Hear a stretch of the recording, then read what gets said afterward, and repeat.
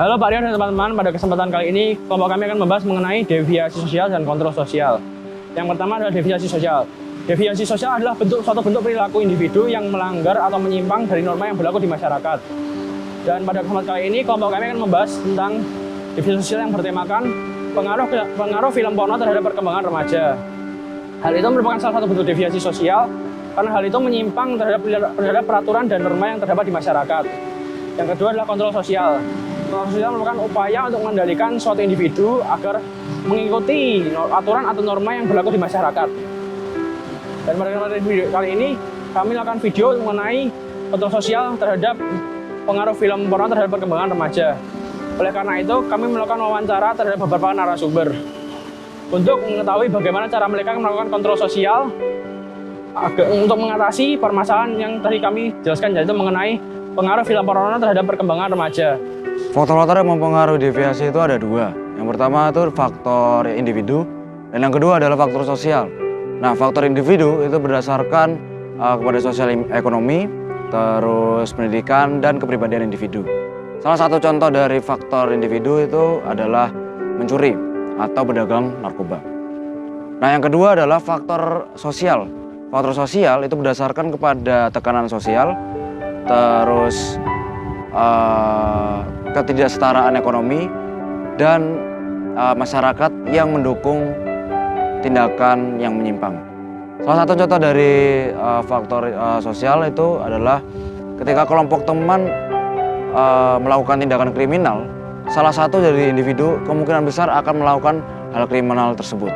Jadi bentuk deviasi itu ada dua. Yang pertama itu deviasi primer, dan yang kedua adalah deviasi sekunder. Nah, deviasi primer itu adalah tindakan atau perilaku yang menyimpang, tetapi tanpa melibatkan kelompok-kelompok atau organisasi tertentu. Nah, kalau deviasi sekunder itu sebaliknya, adalah tindakan atau perilaku menyimpang, tetapi menterlibatkan kelompok-kelompok atau organisasi tertentu. Jadi saya sudah menjelaskan soal bentuk deviasi. Sekarang saya akan memberikan 3 contoh dampak dari deviasi. Yang pertama adalah deviasi dapat menyebabkan rusaknya hubungan sosial. Yang kedua adalah deviasi juga dapat menyebabkan ketidakamanan dalam lingkup masyarakat tersebut. Nah, yang ketiga, deviasi akan menyebabkan timbulnya sebuah stigma terhadap individu atau kelompok yang melakukan tindakan penyimpangan tersebut. Jadi salah satu contohnya adalah ketika saya pernah mencuri barang milik teman saya yang mengetahui hal tersebut akan menaruh stigma. Stigma itu adalah menaruh kecurigaan terhadap saya saat berteman dengan saya lagi. Begitu contohnya. Bentuk-bentuk kontrol sosial dibedakan menjadi 2. Yang pertama ada kontrol sosial formal, dan yang kedua ada kontrol sosial non formal.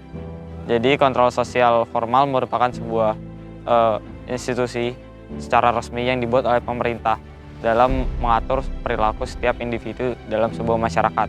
Dan dalam kontrol sosial formal ini, hukum ini memiliki sebuah landasan yang kuat. Yang kedua ada kontrol sosial non formal. Jadi ini merupakan sebuah mekanisme yang dibuat oleh individu ataupun kelompok dalam sebuah masyarakat yang tidak memiliki landasan hukum yang kuat, tapi tetap memiliki sebuah fungsi secara signifikan dalam mengatur perilaku setiap individu. Jadi contoh dari kontrol sosial formal adalah pengadilan ataupun peraturan. Contoh dari kontrol sosial non formal itu adalah keluarga, teman. Strategi kontrol sosial yang pertama ada penguatan norma.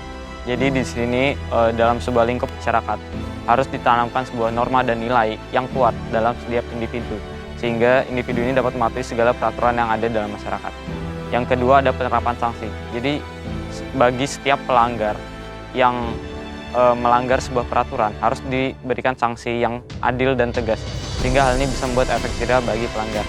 Yang ketiga ada pendidikan. Jadi sekolah juga harus berperan secara penting bagi pendidikan karakter setiap siswa, sehingga mereka ini dapat menjadi sebuah pribadi yang lebih bertanggung jawab dan dapat mengambil keputusan dengan baik. Yang keempat ada peran keluarga. Keluarga ini berperan cukup penting dalam sebuah pembentukan karakter dan moral setiap anak-anak. Jadi keluarga ini merupakan sebuah wadah yang pertama dalam memberikan sebuah pendidikan moral dan norma bagi anak-anak. Menurut Mas, pornografi itu apa? Lalu dampaknya kepada remaja secara tidak hanya kepada remaja saja sih, kepada semua orang secara hukum. Lalu apa sih pengaruhnya terhadap remaja, Pada Mas? remaja gitu ya. Untuk menjawab pertanyaan itu, kita pahami dulu pengertian pornografi itu dulu sendiri. Apa tuh pornografi itu? Pornografi itu menyangkut beberapa konten eksplisit tentang pornografi, yaitu ada termasuk persenggamaan, termasuk pelecehan anak, termasuk kekerasan seksual, termasuk masturbasi dan lain sebagainya. Itu yang dimaksud dengan pornografi sesuai dengan pasal 4 ayat 1 pornografi. Dan ketika kita menyangkut soal remaja, pornografi sendiri itu sebetulnya luas bahasanya. Tapi coba kita sederhanakan lebih ke, karena ini kaitannya dengan kontrol sosial, dampak sosial ke remaja, berarti kan lebih ke konten ya. Konten itu artinya video. Berarti kalau kita ngomong video porno, itu ada 2 kamar. Kamar pornografi sama kamar videonya. Video itu media, otomatis masuk ke UU ITE. Kalau UU ITE itu masuk di pasal 27 ayat 1 UU ITE. Analoginya kayak narkoba lah, kita beli, kita konsumsi sendiri, mungkin selama tidak didistribusikan ke yang lain, tidak disebarkan, tidak dan lain sebagainya, itu mungkin kita sulit untuk konsekuensi hukumnya seperti apa, kita nggak tahu. Tapi ketika sudah menyinggung soal mendistribusikan, mentransmisikan, membuat dapat jadi diakses, diperjualbelikan lah, itu baru ada yang namanya konsekuensi hukumnya sendiri. Itu jadi kalau tadi ngomong dampak sosial pornografi anak seumpama ya, berarti kan dia bikin konten pornografi nih, mungkin dia sama pacarnya bikin video asusila seperti itu, mungkin niatnya dia untuk konsumsi pribadi, tapi suatu ketika kesebar nih, ya kan. Tapi kan perlu dipahami, ketika orang membuat konten seperti itu juga harus dipahami bahwa bisa saja terjadi kemungkinan video itu tersebar. Jadi pasti ada namanya konsekuensi hukumnya. Apa itu konsekuensi hukumnya? Sesuai dengan pasal 27 ayat 1. Yaitu ada ancaman hukumnya ada. Jadi yang memproduksi, kalau dia berarti kan dia bikin konten nih, tapi ada 2 memang. Ada yang diproduksi untuk komersil, ada yang diproduksi sebetulnya untuk pribadi. Contoh kasusnya nih, UU ITE keluar 2008. 2010 ada kasus besar lumayan, yaitu kasusnya Ariel Peter Pan. Ariel Peter Pan itu kan sebetulnya itu untuk konsumsi pribadi, tapi entah bagaimana bisa kesebar. Harddisknya, komputernya mungkin waktu itu disebar luaskan siapa, itu ada tersangkanya ada. Tapi pada waktu itu ini kan masih baru-barunya UU ITE nih, jadi penindakannya tegas waktu itu. Apalagi waktu itu juga ada desakan beberapa ormas Islam. Jadi waktu itu akhirnya kan Ariel Peter Pan kena 3,5 tahun waktu itu. Akhirnya bebas bersyarat tuh tahun 2012. Ada lagi kasus lagi, kita ngomong kasus yang lain. Gisel 19 detik.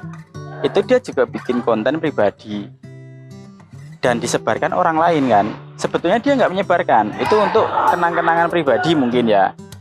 Tapi diperiksa juga akhirnya si Gisel sama cowoknya Nobu, karena orang nggak tahu konsekuensi hukumnya ketika dia merekam konten pribadi, konten pornografi itu. Padahal jelas barang siapa yang memproduksi, mentransmisikan, menyalurkan, membuat dapat jadi diakses suatu konten porno itu bisa kena tindak pidana. Betul. Cuman dalam perkembangannya kan banyak anak yang belum tahu nih. Jadi mereka nggak peduli, nggak tahu gitu kan. Meskipun sebetulnya setiap konten porno itu, meskipun itu untuk kepentingan pribadi, ketika kesebar, itu siapapun bisa kok melaporkan. Itu bukan delik aduan kok. Semua berhak melaporkan. Cuma repotnya memang kalau kita melakukan segala sesuatu itu kan harus disertai dengan bukti, saksi dan sebagainya. Kebanyakan ya seperti itu Pak.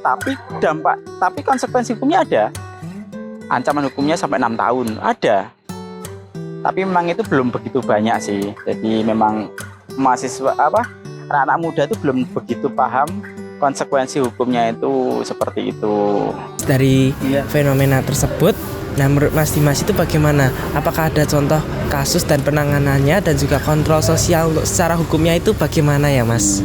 Kalau untuk kontrol dari sisi hukumnya untuk ke remaja sekarang itu sepertinya memang harus diperbanyak yang namanya seminar-seminar hukum yang memberi pengertian bahwa apapun itu konten pornografi itu memang akhirnya ada konsekuensi hukumnya gitu. Konsekuensi hukumnya apa? Bahkan kita mendownload aja konten pornografi itu kena pasal kita cuma download tok loh, itu kita kena pasal karena kita sudah ambil bagian dari yang namanya membuat dapat jadi diakses media tersebut, konten porno tersebut. Ataupun kita seperti kasus terakhir kita ngomong kasusnya Marcel Widianto, dia membeli konten OnlyFans, dia OnlyFans, dia membeli, itu kena konsekuensi hukumnya sebetulnya karena dia membeli konten yang disinyalir memang berisi konten porno, ada menunjukkan alat kelamin, senggama dan lain sebagainya. Itu memang untuk eksplisitnya itu kan di undang-undang jelas ya. Itu bahkan seperti itu tuh banyak anak yang nggak mudeng dengan apalagi menyebarkan video porno. Konsekuensinya hukumnya apa? Jelas. Ada 2 kamar, UU pornografi dan UU ITE. Itu jelas. Kalau hukum loh ya, kalau kita ngomong hukum jelas itu. Lalu bagaimana perkembangan dari UU ITE dan juga perundang-undangan mengenai pornografi ke depannya? Mungkin juga ada harapan atau saran begitu dari sisi Mas Dimas sendiri bagaimana? Kalau dari sisi hukum, kalau perbaikan tuh sebetulnya selalu ada kok. UU ITE contohnya itu diundangkan tahun 2008. 2016 ada amandemen. Dan ini 2024 nih ada sebetulnya, tapi memang belum berlaku. Jadi memang hukum itu kan kita dinamika ya, mengikuti dinamika sosial. Seumpama contohnya, dulu nggak ada media streaming seperti OnlyFans, Bigo Live dan lain sebagainya. Itu memang, jadi memang perkembangan zaman tuh secepat itu. Seperti itu. Jadi pornografinya kan juga macam-macam sekarang. Dulu kan melulu seperti itu, tapi sekarang ternyata pornografi itu ada banyak. Bahkan game pun ada yang pornografi. Game pornografi ada, bahkan produk apa yang pornografi ada. Jadi memang untuk perkembangan perundangan, peraturan itu memang kita selalu dinamika. Mengikuti dinamika yang terjadi setiap zaman. Itu kan yang bikin undang-undang kan legislatif. DPR itu kan, dan mereka itu kerjanya mereka pasti ada kok amandemen itu ada, perubahan itu ada karena mengikuti perkembangan zaman seperti itu. Dan kalau untuk pornografi sendiri kan kita ya nggak mungkin ya konten pornografi dilegalkan, kan nggak mungkin karena memang pornografi sendiri kan itu nggak bisa legal. Apalagi sangkut pautnya sama remaja, anak. Jadi memang konten pornografi itu mau kita arahkan kemana itu mau dilegalkan pun tidak bisa. Tetap itu termasuk konten pornografi itu sama dengan ilegal. Nah, bagaimana kan yang namanya hukum ya, setiap aturan itu pasti ada celah-celahnya. Nah itulah kadang tuh sekarang tuh banyak yang memanfaatkan celah-celah tersebut. Makanya harapan saya untuk perkembangan perundangan ke depan itu yaitu selalu ada yang namanya dinamika perubahan undang-undang mengikuti perkembangan zaman yang sedang terjadi. Sekarang kan bisa nih lewat Telegram, lewat OnlyFans, lewat apa, itu lebih diatur lagi. Dan bahkan gini, kita masuk lebih agak di luar itu ya. tapi masih terkait pornografi. Dulu prostitusi itu hanya sekedar ketemu Kak di hotel. Sekarang ada aplikasi namanya micet. Kita bisa nyewa cewek PSK pakai aplikasi. Nah, itu kan masih agak kalau hukumnya itu mau susah karena pengawasannya susah. Makanya harapan saya ke depannya untuk UU ITE, untuk pornografi itu ya semakin mengikuti dinamika itu aja sih. Untuk mencapai masyarakat yang tertib, itu kan semua harus diatur. Kalau nggak diatur, chaos. Iya, pasti chaos. Makanya perlu aturan yang jelas, menyangkut segala hal yang makin berkembang, itu aja sih. Berarti Mas, kedepannya itu bisa jadi ada perkembangan mungkin dari UU ITE atau tadi yang kita bahas di awal, misalnya tentang pasal 4 ayat 1. Berarti kalau misalnya di tahun-tahun yang mendatang itu bisa jadi akan ada amandemen untuk mengatasi kasus pornografi ini. Pasti. Ya itu kita berkaca dari UU ITE, itu kan dari 2008, ada perbaikan 2016 dan 2024 ini juga ada. Jadi memang hukum itu seperti itu, mengikuti perkembangan zaman itu. Nanti juga mungkin ke depannya ada perkembangan pornografinya seperti apa dan lain sebagainya. Kalau sama anak ya kaitannya sama UPA, Undang-Undang Perlindungan Anak dan sebagainya. Kalau hukum itu semuanya diatur kok. Dan selalu berkembang, itu aja. Baik Pak, jadi di sini saya menanyakan bagaimana pendapat Bapak terhadap pornografi yang ada di kalangan remaja pada saat ini. Ya, tentunya untuk yang pornografi ini kalau ditanya tentang dampaknya pasti akan jauh lebih besar dampak negatifnya. Jadi pornografi ini yang nanti akan berdampak paling banyak, satu berkaitan dengan mentalnya dan upaya kecanduan yang nanti akan terjadi. Ya karena secara sifat itu kan hampir mirip seperti kalau seseorang menggunakan narkoba. Jadi sekali melihat mungkin dia tertarik dan itu menjadi ketergantungan dan nanti akan berimplikasi pada aktivitas-aktivitas yang lain. Baik terhadap dirinya sendiri ataupun bisa ada kemungkinan membahayakan orang lain yang ada di sekitarnya. Itu salah satu dampaknya dan pandangan secara umum dari masyarakat terhadap pornografi ini.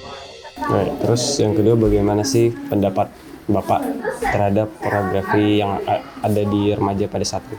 Ya, untuk kondisinya sekarang kalau secara data mungkin saya tidak bisa melihat secara jeli ataupun secara cermat, tapi dengan perkembangan media komunikasi yang ada sekarang, media sosial, dengan kevulgaran bagaimana seseorang berpakaian dan norma yang mungkin kalau dulu norma kesopanan itu kan dikiaskan dengan pakaian yang tertutup, kalau sekarang kan menjadi yang berubah. Ada yang mulai berpakaian lebih terbuka. Nah, itu kan ada indikasi untuk memancing nafsu-nafsu terhadap pornografi, walaupun tidak semua. Ya, tapi itu secara tidak langsung akan berpengaruh juga. Nah, dampak dari media sosial itu salah satunya. Yang kedua adalah keterbukaan informasi. Tentu kemudahan akses internet inilah yang nanti menjadi pintu utama akses masuknya pornografi di kalangan remaja. Internet, kemudian di media sosial, dan upaya dari pemerintah untuk memblokir situs-situs itu pun mungkin juga belum bisa secara maksimal aksesnya. Tentu remaja kita berbagai cara ketika dia sudah kecanduan, sudah kebiasaan itu sudah ada, kebiasaan menonton pornografi, pasti upaya-upaya itu juga muncul. Apalagi sekarang banyak, misalnya kalau di kalangan remaja ada film, kemudian adegan-adegan yang di bioskop, terutama kalau yang di film horor ya mungkin kita juga udah sama-sama tahu kalau yang udah melihat bioskop. Nah, itu kemudian dari sinema-sinema laga dari luar negeri seperti kayak mungkin kalau remaja sekarang menggandrungi yang namanya anime ya. Anime itu juga ada beberapa yang memunculkan vulgar dari sifat-sifat yang memunculkan pornografi. Kemudian drama Korea, nah, adegan-adegan yang sifatnya pornografi itu juga salah satu akses untuk remaja ini bisa mendapatkan informasi berkaitan dengan pornografi. Baik, pertanyaan selanjutnya Pak, saya mau menanyakan bagaimana solusi yang bisa dilakukan oleh remaja itu sendiri dan mungkin dari pemerintah terhadap pornografi yang ada di kalangan remaja pada saat ini. Ya. Untuk upaya yang dilakukan untuk mencegah ataupun menangkal ya dari pornografi ini tentunya yang pertama adalah mengupayakan kegiatan yang lebih positif. Tentu remaja kita kebanyakan itu kan energinya banyak, tapi saluran-saluran aktivitasnya ini yang terbatas. Kebanyakan mereka akan menghabiskan waktunya satu di sekolah. Kemudian setelah sekolah ini ngapain? Nah, yang paling banyak adalah menghabiskan waktunya untuk di jejaring sosial. Ketika di jejaring sosial, nah inilah waktu yang akan disita banyak. Tentunya energi positif ini kalau digunakan untuk hobi yang lain, misalnya ada olahraga, ada kegiatan kompetisi yang sifatnya gerak untuk mendistraksi kebutuhan dari remaja ini untuk melihat pornografi atau keinginan untuk melihat pornografi ini dialihkan ke ada aktivitas-aktivitas yang lain yang jauh menyita waktu dan tenaga. Itu akan lebih penting. Itulah kenapa peran dari sekolah untuk mengembangkan yang namanya pembinaan kesiswaan. Pembinaan kesiswaan melalui ekstrakurikuler maupun kokurikuler yang itu akan meminimalisir perilaku-perilaku ataupun tindakan dari remaja itu untuk mendapatkan akses-akses terhadap pornografi. Itu salah satunya. Nah, upaya pemerintah jelas melalui Kementerian Komunikasi dan Informatika, salah satunya yaitu melalui blokir situs-situs pornografi. Tapi kan itu hanya upaya yang sifatnya hanya benteng pertamanya. Tapi benteng yang paling utama itu kan dari dirinya sendiri. Kalau dirinya sendiri sudah ada benteng agamanya bagus, kemudian lingkungan sosialnya juga mendukung itu, ya kan? Ya kita lingkungan agamanya bagus, tapi lingkungan sosialnya, kerabatnya, tetangganya mungkin juga melihat pornografi, menyimpan di handphonenya, nah itu kan juga akan berdampak terhadap orang itu sendiri. Nah, jadi benteng utama adalah diri sendiri, kemudian ada lingkungan yang positif, ya aktivitasnya yang lebih positif, menghabiskan waktunya yang lebih positif terhadap penangkalan pornografi. Ya, dokter ini, menurut dokter untuk remaja itu boleh nggak tuh untuk menonton film porno? Oke, kalau film yang ada konten pornografinya, ada konten kekerasan, itu pasti ada tulisannya untuk 21 tahun ke atas. Jadi harusnya kalau remaja ya nggak boleh nonton. Itu kalau secara hukum ya. Nah, dok, kalau dengan menonton film porno itu berpengaruh nggak sih kalau dari segi medis gitu, dokter? Oke, kalau dari sisi medis nih, kalau nonton film pornografi apakah punya pengaruh ke fisik kita? Kalau ke fisik itu sampai saat jauh ini nggak ada bukti yang real gitu ya, yang bukti yang kuat bahwa memang dia berpengaruh ke fisik. Tapi nonton film pornografi itu bisa menyebabkan kita mengalami kecanduan atau adiksi. Nah, kalau adiksi sendiri itu digunakan sebagai gangguan mental. Jadi secara fisik enggak, tapi secara mental dia bisa mempengaruhi karena bisa menyebabkan kecanduan atau adiksi. Nah, dengan remaja yang kecanduan ini berdampak nggak sih kepada hormonnya gitu atau kedepannya ketika dewasa nanti? Oke, kalau ke hormon sih enggak. Jadi misalnya apakah nanti kalau kecanduan film pornografi besok nggak bisa punya anak gitu ya? Apakah nanti spermanya bakalan kering atau apa gitu? Sebetulnya nggak ada pengaruh itu. Tapi yang pasti menonton film pornografi itu akan merubah konsep kita terhadap apa itu hubungan seksual. Nah, harusnya hubungan seksual itu kan sesuatu yang sakral ya, yang dilakukan oleh suami istri setelah dia itu menikah. Jadi kalau kita melihat film pornografi itu kan film porno itu memperlihatkan hubungan seksual itu sebagai kesenangan semata. Jadi kita akan melihat hubungan seksual itu bukan lagi sesuatu yang sakral, yang suci gitu, tapi kita menurunkan derajatnya hubungan seksual itu sebagai hanya kesenangan semata, dan itu bakalan merubah konsep kita juga waktu kita melihat lawan jenis, waktu kita memandang pacar kita misalnya. Memasakkan salah konsep berpikir gitu ya? Iya betul. Jadi udah kecanduan bisa menyebabkan salah konsep berpikir. Lalu dengan menonton film porno itu apakah nanti seseorang misalnya laki-laki akan berusaha untuk masturbasi gitu, untuk memenuhi hasratnya gitu, itu menurut dokter sendiri bagaimana? Oke, ini saya kayak pernah dengar nih arahnya ya. Saya pernah dengar nih beberapa remaja itu punya mitos. Ya, dokter ini kalau remaja putra nggak masturbasi nanti spermanya diproduksi terus kan nanti bakalan numpuk gitu ya. Jadi remaja putra harus masturbasi, itu mitosnya. Nah ini mitos yang salah ya, karena kalau remaja itu nggak masturbasi ya nanti sperma yang dihasilkan itu juga bakal diolah sama tubuh kita sendiri. Jadi nggak ada yang namanya wah spermanya nanti numpuk gitu, nggak ada. Jadi tidak perlu melakukan masturbasi. Jadi masturbasi itu nggak wajib buat remaja, itu harus dihapuskan di situ. Itu cuma alasan buat nonton porno aja. Kalau itu dari sebelah, kalau dari sisi perempuannya itu bagaimana? Perempuan sebetulnya juga sama ya. Jadi perempuan sama laki-laki pada waktu masuk masa pubertas sama-sama akan mulai muncul nafsu seksualnya atau libidonya itu akan mulai muncul. Itu wajar pada laki-laki dan perempuan. Jadi laki-laki dan perempuan juga punya tantangan yang sama. Bagaimana mengatasi nafsu seksualnya itu supaya tidak dikuasai sama nafsu seksualnya. Jadi sampai harus masturbasi atau jadi sama-sama punya tantangan yang sama. Bagaimana kita mengatur biar nafsu seksual kita tuh bukan jadi yang utama, tapi yang utama itu adalah cita-cita kita. Yang utama itu adalah tujuan hidup kita. Gitu. Berarti ini berkaitan dengan itu akan merusak apa ya tadi, perkembangan mental atau perspektif remaja dengan mereka nonton film porno, begitu toh? Ya, jadi biasanya kalau kita udah nonton film porno nih, kan nonton film porno itu butuh waktu ya, 15 menit misalnya. Belum nanti bayang-bayanginnya tambah 15 menit lagi. Ini hari pertama 30 menit. Hari kedua biasanya nanti tambah lama, 45 menit. Tambah lama terus ini kayak nggak cukup nih filmnya, browsing lagi lah gitu. Akhirnya kita jadi kayak lama-lama tuh mikirinnya ke sana, terus waktu kita itu habis. Jadi ini nanti masturbasi bisa bikin kecanduan dan dia utamanya bisa mencuri waktu kita juga gitu ya, terus bikin konsep kita tentang masa depan itu bisa salah gitu ya. Makanya kenapa kok jangan sampai lah kita terjerumus ke pornografi, jangan sampai kecanduan ke pornografi, karena dampaknya itu banyak yang dicuri dari kita tuh mental kita, waktu kita, sama masa depan kita. Nah dok, supaya sebelum anak itu kecanduan terhadap film porno gitu, apakah ada upaya kontrol sosial yang dapat dilakukan mungkin dari keluarga atau lingkungan supaya tidak terjerumus ke pornografi? Oke, ya memang yang paling penting dari keluarga dulu ya, karena kalau pengalaman saya rata-rata anak itu nonton film pornografi pertama itu dari handphone orang tuanya, gadgetnya orang tuanya. Nah apalagi biasanya kalau orang tua sama anak itu kan akunnya bertaut. Jadi apa yang ditonton sama orang tua biasanya dikenali sama AI-nya, terus nanti direkomendasikan terus ulang. Nah apalagi kalau tertaut sama handphone anaknya, dia juga nanti akan rekomendasi ke anaknya. Jadi yang pertama kontrol sosial pertama dari keluarga, ya orang tua juga harus disiplin untuk nggak nonton pornografi gitu ya.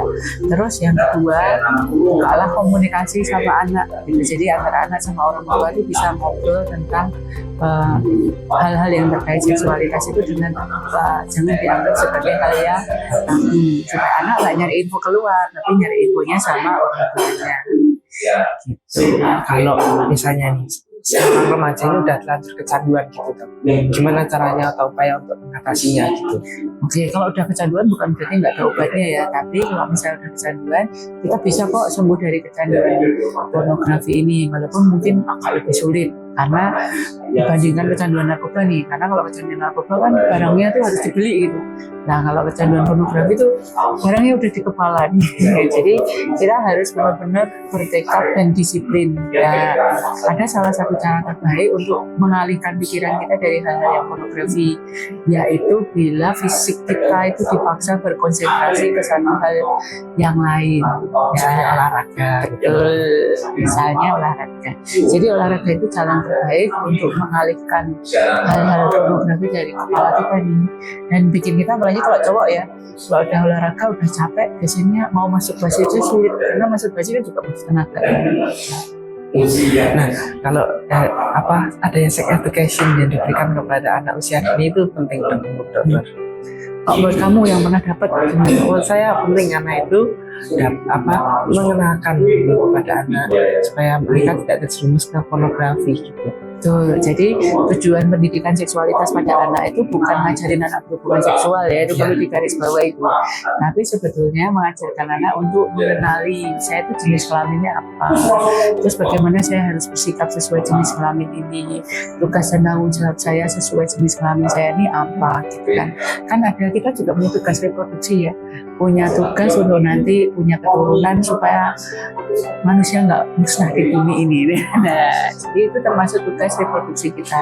Nah, makanya kita perlu belajar memahami, oh saya ini jenis kelaminnya apa, terus alat kelamin saya itu seperti apa sih gitu, terus bagaimana cara merawatnya, bagaimana caranya supaya pikiran kita, hidup masa depan kita, dan fungsi reproduksi kita itu tetap sehat dari sejak kita remaja sampai nanti kita dewasa.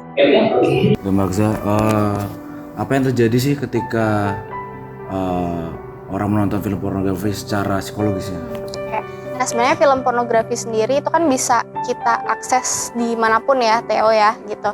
Lebih ke via internet sih, karena kan zaman dulu kan mungkin menggunakan media cetak gitu kayak majalah atau yang lainnya. Sekarang menggunakan internet dan itu sistemnya lebih anonimus gitu. Kita bisa ganti identitas kita, namanya. Bahkan tren sekarang itu anak SD udah nonton pornografi nih Theo. Waduh gitu. Jadi emang pornografi itu nggak cuma dilakukan oleh remaja, tapi juga anak-anak juga gitu di era sekarang. Nah dampaknya apa? Jadi di bagian otak manusia itu ada yang namanya circuit of pleasure gitu Theo. Di bagian itu tuh mengatur yang namanya hormon dopamin. Jadi kegiatan apa sih yang menghasilkan dopamin dan seberapa banyak itu diatur di circuit of pleasure itu. Nah ketika orang menonton pornografi, circuit of pleasure ini batasannya tuh naik gitu. Jadi harusnya orang bahagia tuh takarannya 10 jadi 20, 30 semakin banyak ketika dia menonton video pornografi itu. Nah karena pornografi itu sifatnya instan ya Teh ya, karena kan kita tinggal nonton terus dopamin yang kita hasilkan banyak, akhirnya dampaknya nih banyak banget nih untuk seseorang gitu, nggak cuma remaja, anak-anak atau orang dewasa tuh sama gitu dampaknya. Bahkan dampaknya ini setara sama kayak orang lagi pakai narkotika, kayak heroin, kokain dan lain sebagainya, atau juga adiksi lain kayak makan yang terlalu banyak atau adiksi belanja, merokok juga gitu, adiksinya sama gitu.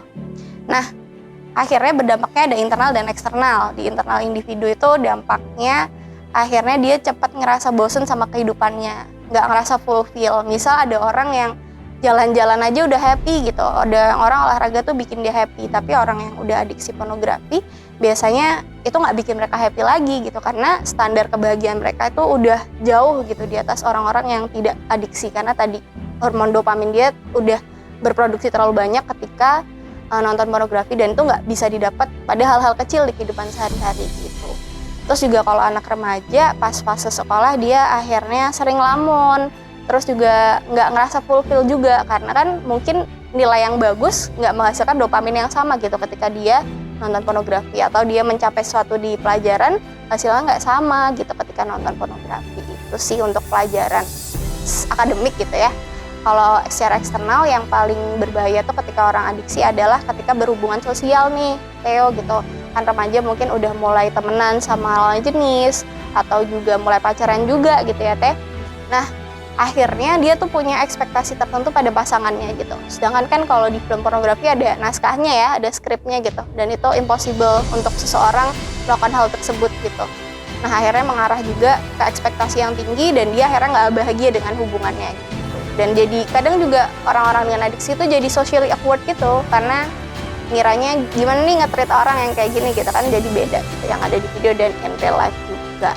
Oke Mbak, pertanyaan selanjutnya tuh bagaimana sih lingkungan tuh mempengaruhi remaja itu untuk menonton film porno?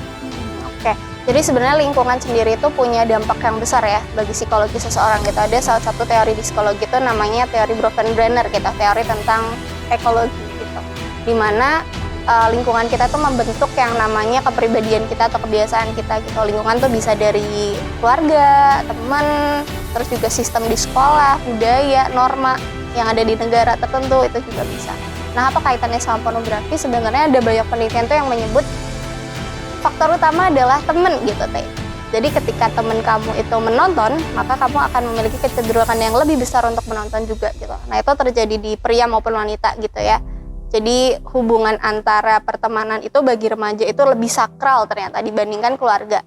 Kamu ngerasa juga di remaja ini kayak friends is number one gitu. Kayak keluarga mungkin ya nantilah. Kayak emang ada ego-ego yang seperti itu gitu ketika remaja gitu.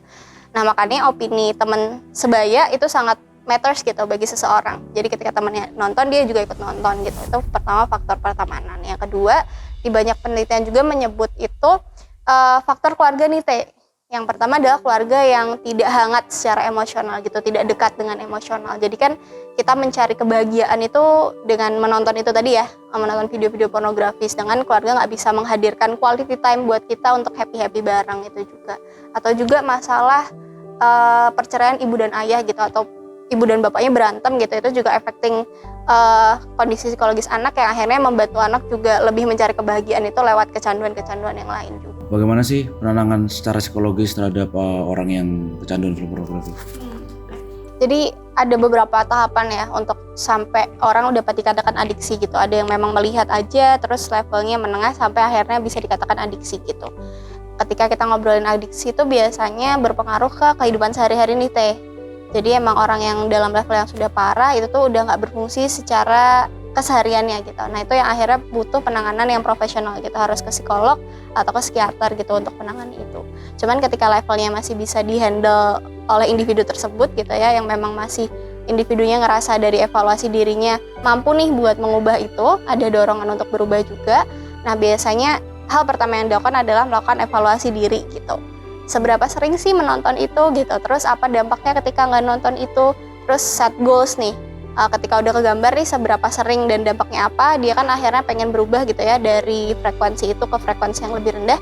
Dia tentukan sendiri nih Teh, kayak misal sehari nontonnya 2 jam gitu ya, nanti dia define sendiri kayak oh targetnya adalah 1 jam atau misal nggak sama sekali gitu. Nah itu berlaku sistem reinforcement juga atau sistem penguatan gitu. Ketika dia tetap melakukan menonton itu, nanti bisa dapat hukuman dari diri dia sendiri gitu. Misal kayak oh nanti nggak boleh makan makanan yang enak atau nggak boleh ke mall atau kebahagiaan tertentu yang biasanya dia dapat gitu. Atau juga ketika dia udah berhasil melakukan itu dia bisa dapat reward dari dirinya. Misal kayak oh kalau ketika aku nggak nonton itu aku bisa memberikan diri aku hal-hal yang baik. Nah itu kan secara idealnya ya, kita bisa ngomongnya ideal gitu. Sedangkan pasti dalam pengaplikasiannya tuh nggak semudah itu gitu. Jadi ada beberapa teknik yang aku temukan, salah satunya tuh yang menarik tuh ada yang namanya dopamine detox teh. Nah, tahu apa yang kamu tahu tentang dopamine detox? Dopamine detox itu apa sih? Mengalihkannya ke hal yang lain kan? Hampir tepat gitu. Jadi dopamine detox tuh kan yang seperti aku bilang tadi ya, nonton pornografi itu menghasilkan dopamin yang sangat besar gitu dalam diri kita. Kayak mirip sistem detox diet pada umumnya gitu ya, yang mana racun itu harus benar-benar dibuang gitu di awal. Nah sama kayak itu, jadi dopamin kita yang misal standarnya setelah nonton pornografi itu 100, itu langsung dinolkan. Nah pasti awal dampaknya tuh secara psikologis, secara mood gitu ya, terus secara fisik juga banyak yang berubah gitu. Mungkin jadi gelisah atau cemas juga. Dampak psikologis salah satunya mungkin tadi aku lupa mention, dampak psikologis ketika orang nonton pornografi itu dia juga sering rasa cemas deh gitu. Nah terus cara pengaplikasiannya adalah ketika orang mulai cemas atau mulai keinget lagi pengen nih ngerasain kebahagiaan yang sebegitu singkat itu dari bahagia yang begitu banyak, biasanya dialihkan ke kegiatan yang menghasilkan dopamin yang serupa gitu. Contohnya adalah apa? Tahu nggak? Apa ya? Apa? Olahraga? Betul. Aku mendengar dari kursi penonton jawabannya adalah olahraga gitu. Jadi olahraga itu penghasil dopamin yang instan juga Teh gitu. Ketika kamu bergerak bahkan nggak harus bergerak lari gitu. Main TikTok itu juga ternyata menghasilkan dopamin juga karena sama kita bergerak kita menghasilkan dopamin juga. Terus ketika keinget lagi di-push lagi buat olahraganya lebih kencang sampai akhirnya dopaminnya lebih dihasilkan setara dengan kita nonton pornografi. Jadi seiring waktu standar dopaminnya turun, dihasilkan dari pornografi dan dopamin dari olahraga atau kegiatan yang menyenangkan lain itu bertambah. Gitu. Sebenarnya nggak harus olahraga aja sih, bisa juga dengan pada kasus tertentu mungkin anak yang suka membaca gitu. Berarti dia membaca buku sekian banyak menghasilkan kebahagiaan yang cukup banyak kan buat dia. Nah itu juga bisa memberikan kebahagiaan juga. Jangan dialihkan ke hal yang ikutan membuat kecanduan. Kayak misal dialihkan ke makan yang enak, makan yang manis, atau belanja, jalan-jalan. Kalau jalan-jalan tanpa beli apapun boleh ya, karena kan nggak merugikan gitu. Tapi kalau sampai membutuhkan uang untuk spend tertentu untuk menggantikan pornografi ini, nah itu yang bahaya sih sebenarnya.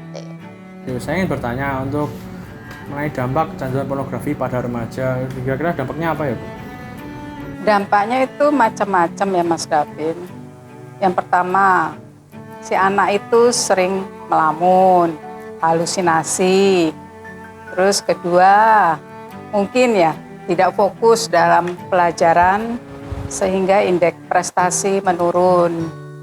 Yang ketiga, semangat belajar berkurang. Yang keempat, sering menyendiri, ya. Nah, yang paling utama sih ya, si anak jadi kurang bersosialisasi dengan teman-temannya. Nah, yang paling pokok untuk pendidikan seksnya, yaitu dapat mengakibatkan perilaku yang menyimpang. Apa yang bisa dilakukan untuk mencegah supaya anak tidak terjerumus ke dalam hal-hal yang berbau pornografi? Dari orang tua perlu diberikan pendidikan ya, pendidikan tentang bagaimana si anak itu bisa melakukan pekerjaan rumah tangga sehingga dia tidak terjerumus ke hal-hal yang tidak diinginkan. Nah, yang kedua mungkin dari orang tua juga perlu menanamkan tentang edukasi dini tentang seks. Nah, yang ketiga perlu ada pengawasan orang tua ke anak tentang penggunaan internet, ya, supaya dia tidak istilahnya browsing ke hal-hal yang menjurus ke pornografi. Mungkin yang terakhir ya perlu si anak itu perlu diarahkan ke hobi seperti olahraga atau berkesenian. Mudah-mudahan sih itu bisa mencegah hal-hal supaya tidak terjerumus ke pornografi. Bagaimana cara mengatasi jika anak sudah mengalami kecanduan terhadap pornografi? Ya. Yang pertama, orang tua itu membawa si anak ke psikiater untuk diterapi. Ya. Yang kedua, orang tua harus memberikan kepercayaan dan rasa tanggung jawab yang tinggi supaya anak itu bisa dialihkan ke hal-hal yang lebih positif. Nah, yang ketiga, mengubah gaya hidup si anak menjadi lebih sehat. Nah, yang keempat, penggunaan handphone itu harus ada aturannya. Ya, seperti membuat kesepakatan antara orang tua dan anak agar anak menggunakan handphone dengan lebih bertanggung jawab seperti itu. Ya, betul Mas. Nah, yang terakhir, yang paling penting, si anak itu juga harus berani untuk mengatakan tidak pada pornografi. Setelah kami melakukan wawancara dengan beberapa narasumber terkait deviasi sosial sesuai dengan tema esai kami, yaitu pengaruh film porno terhadap perkembangan remaja, dapat dilakukan skenario kontrol sosial di masyarakat melalui kontrol sosial formal dan juga kontrol sosial non-formal. Melalui kontrol sosial formal, kami berdasarkan hasil wawancara dengan pengacara yang berkaitan dengan hukum atau lembaga wewenang yang berlaku, itu perlu adanya seminar hukum kepada remaja, supaya remaja dapat mengetahui perundang-undangan UU ITE, peraturan yang berlaku supaya tidak melakukan perilaku menyimpang tersebut. Juga dari lembaga pendidikan, misalnya guru, perlu adanya pendidikan dari remaja sejak dini. Lalu juga dari sisi kontrol sosial non-formal, yang terpenting adalah dari keluarga. Keluarga perlu menanamkan pendidikan tentang seks sejak dini supaya anak tidak teralih untuk menonton film porno. Juga dari sisi psikologis atau sisi medis kedokteran, supaya anak itu dapat dialihkan ke kegiatan yang positif, hobi atau olahraga, supaya tidak pikirannya selalu untuk teralih ke menonton film porno, karena itu dapat menyebabkan kecanduan yang sehingga berdampak kepada mental remaja. Oleh atas perhatian Pak Rio dan teman-teman, kami ucapkan terima kasih.